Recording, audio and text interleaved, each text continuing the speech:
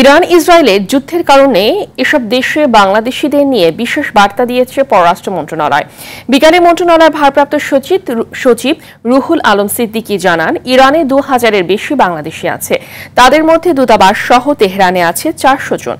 তিনি জানান, সবাইকে নিরাপদে সরে যাওয়ার জন্য নির্দেশ দেওয়া হয়েছে। তেহরান ছাড়াও আশেপাশের দেশের শহরগুলোতে খোঁজ খবর রাখছে ঢাকা। এই মুহূর্তে বাংলাদেশিরা ইরান ত্যাগ করা কঠিন উল্লেখ করে সচিব বলেন, নিষেধাজ্ঞা থাকায় দেশটিতে ব্যাংকিং চ্যানেলে টাকা পাঠানো যাচ্ছে না।